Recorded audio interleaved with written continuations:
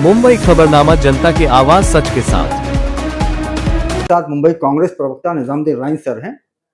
Sir, अभी जिस तरह से एक बयान आया है आपके राहुल गांधी जी ने देश के माननीय प्रधानमंत्री नरेंद्र मोदी जी और होम मिनिस्टर अमित शाह जी को गद्दार कहा है, तो क्या इसके लिए आप लोग माफी मांगेंगे या अपने बयान से पीछे हटेंगे?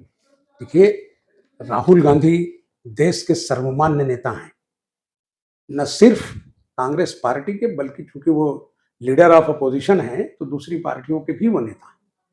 वो जो बातें कहते हैं बगैर जांच और बगैर सत्यता के नहीं कहते। जिस संदर्भ में राहुल गांधी ने ये बात रायबरेली में कही, वो संदर्भ को उन्होंने कई बार दोहराया और माफी मांगने का क्या सवाल है? तो आप इसका समर्थन करते हैं? बिल्कुल समर्थन करते हैं, और सिर्फ समर्थन नहीं बल्कि आप देखेंगे कि आने वाले दिनों में जो आंदोलन होंगे यही उसका मुख्य बिंदु होगा, क्योंकि भारत के माननीय प्रधानमंत्री और माननीय गृह मंत्री जिस तरह की चीजें कर रहे हैं वो तो गद्दारी ही है ना।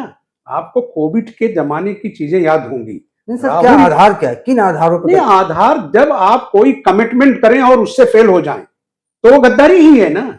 आप किसी चीज की शपथ लेकर आए और उसके विरुद्ध काम करें तो गद्दारी है। तो जिस तरह की चीजें वो कर रहे हैं देश में और विदेश में जाकर, तो वो बिल्कुल लागू होती है, उससे कोई इनकार नहीं। राहुल गांधी ने जो कहा बिल्कुल सही कहा है। क्या आपको नहीं लगता कि दिन ब दिन जो है कांग्रेस जो है आक्रामक होते जा रही है? ये आक्रामक का सवाल नहीं है, एक सशक्त विपक्ष की ये जरूरत होती है। ये उसके पास होना चाहिए कि वो अपने देश की जनता के सामने सत्यता रखे। जब सरकार भ्रष्ट हो जाए और संसद आवारा हो जाए, तब जो है सड़क पर लोगों को आंदोलन करना चाहिए, और उसी काम को कांग्रेस और उसका नेतृत्व कर रहे हैं। क्योंकि आपने बंगाल का चुनाव देखा, क्या धांधली नहीं हुई बंगाल में। आपने इलेक्शन कमीशन को इतनी बेशर्मी के साथ उसका रोल आपने देखा। सेंट्रल सरकार की जो एजेंसियां थी, जो फोर्सेस थी, उनकी हरकतों को आपने देखा।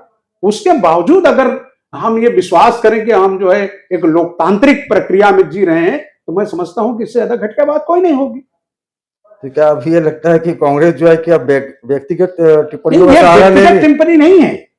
माननीय राहुल गांधी ने माननीय प्रधानमंत्री पर व्यक्तिगत टिप्पणी नहीं की। गद्दार तो जो आदमी नेतृत्व करेगा गद्दार वही कहलाएगा ना, क्योंकि जो कमिटमेंट है। आप कैसे कह सकते हैं कि 70 बार इस देश में बच्चों के भविष्य के साथ खेला जाए और प्रधानमंत्री के मुंह से कोई एक शब्द नहीं निकले? आप उनके मुख्यमंत्रित्व काल के वीडियोस देखिए ना, जिसपे हर 2 मिनट में वो तालियां बजाते बाहर आते थे कि रुपया गिर रहा है, प्रधानमंत्री गिर गया है, करेक्टर गिर गया, रुपया आपका कहां चला गया है? मुझे तो कुछ जो अच्छे इकोनॉमिस्ट हैं वो कह रहे हैं कि अगले हफ्ते तक तो ये 100 के पार हो जाएगा। क्या वजह है राहुल? वजह है कि नाकारा पॉलिसी, वजह यह है कि नॉलेज नहीं है जिसको, आप उसको कुछ भी बना रहे हैं। तो राहुल गांधी जी को आप भविष्यवक्ता मांगते हैं? भविष्यवक्ता नहीं, इस देश का भविष्य है। राहुल गांधी सत्यता को फेस करते हैं, वो डरते नहीं है, ईमानदारी से वो बात कहते हैं। आप उन पर मुकदमा चलाएं या आप उनके साथ जो व्यवहार करना चाहें करें, लेकिन सर आपने कहा कि ठीक है, लेकिन वो जो कहते हैं, क्या वजह है कि जो इलेक्शन आता है तो बीजेपी जीत जाती है? नहीं, जीत नहीं जाती। बीजेपी को बेईमानी से उनको जिताया जाता है। आपने देखा कल कि जिस तरह से SIR की स्कीमें लाकर, अभी ममता बनर्जी अगर 8,000 वोट से हारती है, 50,000 वोट काट दिया जाता है, अगर उसका 20,000 वोट भी उसको पोल होता है तो जीतती है। स्टालियन चुनाव हारते हैं, 1 लाख वोट उसके इलाके से काटे जाते हैं SIR के माध्यम से, और थोड़े वोटों से वो हारता है। ये एक व्यक्तिगत साजिश है। ज्ञानेश्वर कुमार जो इलेक्शन कमिश्नर हैं, उनकी वजह से ये इस तरह की हरकतें कराई जा रही है। जनता को मैं दोषी नहीं देता, जनता जितना प्यार अपोजिशन को दे रही है, बड़े पैमाने पर दे रही है, लेकिन भ्रष्टाचार के गले तक डूबी बीजेपी और उनकी जो संस्थाएं हैं वो इस तरह की हरकतों में लीन है, और यही कारण है कि वो जो है। ऐसा तो नहीं है कि 2027 में आगामी चुनाव को लेकर जिस तरह के कांग्रेस जो है कि जगह जगह प्रदर्शन कर रही है और इस तरह की भाषा का इस्तेमाल कर रहे हैं, राहुल जी अभी से जो फील्ड बना रहे हैं? ये फील्ड बनाने का काम नहीं है। लीडर ऑफ अपोजिशन और किसी भी पार्टी के अध्यक्ष का ये काम है कि वो अपने लोगों के बीच सत्यता की बात रखे। जिस तरह से मोदी जी या उनके मंत्रिमंडल के साथी उनके करते हैं, अभी आप देखना अगले हफ्ते तक मंत्रिमंडल में बड़े पैमाने पे बदलाव होने जा रहा है। बहुत सारे मंत्रियों की छुट्टी हो जाएगी क्योंकि सब निकम्मे हैं, काम ही नहीं करना चाहिए। आपकी भविष्यवाणी है या आपके? नहीं साहब, ये खुद की भविष्यवाणी नहीं, ये करतूतें दिख रही है साहब। जब आप कोई, देखिए देश ने आपको चुना, आपको 10 साल मिला, उसके बाद 2 साल तीसरी काल में भी आ गए, 12 साल आपको मिले हैं।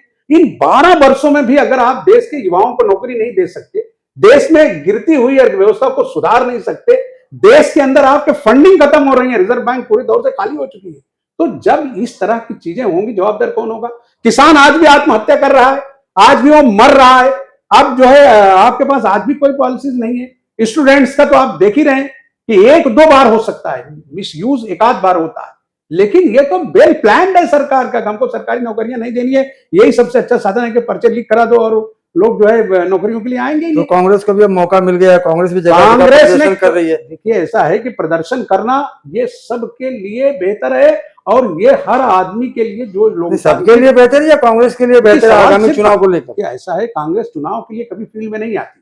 कांग्रेस चुनाव हारे या जीते उससे नहीं है। कांग्रेस का अपना एक वचननामा है कि हमने देश के संविधान की शपथ ली है, जो भारत का संविधान कहता है हम उस संविधान की एक एक लाइन को मानकर उस पर चलेंगे। चुनाव जीतना कांग्रेस का कभी मकसद नहीं रहा।